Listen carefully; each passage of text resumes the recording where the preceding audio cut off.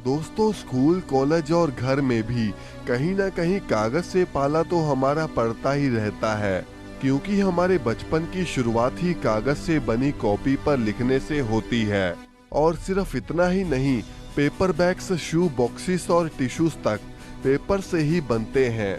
अब वैसे आपने ये बात तो कई बार सुनी होगी कि पेपर पेड़ से बनता है, लेकिन क्या आपको ये पता है कि आखिर पेड़ से पेपर कैसे बनाया जाता है? आखिर हम जिस कागज का यूज इतनी आसानी से कर लेते हैं, उसे बनाने का पूरा प्रोसेस क्या है? आज की इस वीडियो में हम आपको इसी के बारे में बताएंगे। तो चलिए वीडियो को शुरू करते हैं। अब दोस्तों, आपको बता दें कि लोग पुराने जमाने में पेड़ के पत्तों पर लिखा करते थे, तो फिर आखिर इस कागज का आविष्कार कैसे हो गया? दरअसल दोस्तों, कागज बनाने की शुरुआत चीन में रहने वाले काई लन नाम के एक शख्स ने की थी, और कई दशकों तक तो चीन ने कागज बनाने का ये तरीका पूरी दुनिया से छुपाकर रखा था। लेकिन बाद में इसे जापान के एक बुद्धिस्ट मॉन्क डैम जिंग ने खरीद लिया, और फिर तब जाकर पूरी दुनिया में कागज बनाने की टेक्नोलॉजी आ गई। अब शायद आपको ये बात जानकर हैरानी होगी कि पहले ऐसे ही पेड़ों को काटकर कागज नहीं बनाया जाता था, बल्कि शहतूत की छाल, मछली पकड़ने वाले जाल और रद्दी पुराने कपड़ों से कागज बनाया जाता था। और फिर बाद में जाकर इसकी जगह पेड़ों को कागज बनाने के लिए इस्तेमाल किया जाने लगा। दोस्तों, पेड़ों से बने कागज की क्वालिटी काफी ज्यादा अच्छी होती है। आपको बता दें कि कागज बनाने का प्रोसेस उतना भी आसान नहीं होता जितना कि हम लोग समझते हैं। दोस्तों, कागज भी ठीक उसी तरीके से बनाया जाता है जैसे कि फैक्ट्रीज में दूसरे प्रोडक्ट बनाए जाते हैं, जिसमें रॉ मटेरियल के रूप में लकड़ी का इस्तेमाल किया जाता है।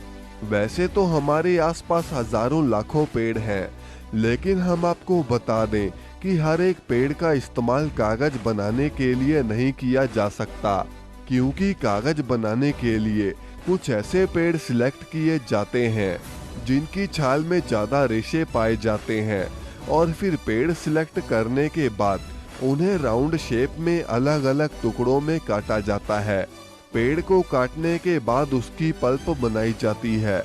दोस्तों, पल्प बनाने का जो प्रोसेस होता है वही सबसे हार्ड काम होता है। अगर इस प्रोसेस को आपने समझ लिया तो समझ लीजिए कि कागज बनाने का सारा प्रोसेस आपने जान लिया। पल्प बनाने के दो तरीके होते हैं, पहला है मैकेनिकल मेथड और दूसरा है केमिकल मेथड। अब दोस्तों, चलिए पहले मैकेनिकल मेथड को समझते हैं। इस मेथड में जो सबसे पहले लकड़ी के गोल टुकड़े काटे जाते हैं, उनके ग्राइंडिंग स्टोन की मदद से रेशे यानी कि फाइबर निकाले जाते हैं, और जो टुकड़े गोल नहीं होते या फिर ज्यादा छोटे होते हैं, उनके लिए रिफाइनर्स यूज किया जाता है। हालांकि इसमें लिग्निन ज्यादा बच जाता है, जिसकी वजह से कागज साफ होने की बजाय थोड़ा पीला दिखाई देता है। और इस कागज की सबसे खास बात ये होती है कि जैसे आप व्हाइट पेपर के आर पार देख सकते हो, वैसे इस कागज के आर पार नहीं देख सकते। आपने अक्सर देखा होगा कि न्यूज़पेपर और मैगजीन्स के लिए यूज किए जाने वाले कागज का कलर थोड़ा मैला होता है। दरअसल उसका रीजन भी यही होता है, क्योंकि वो कागज भी इसी मेथड से बनाए जाते हैं।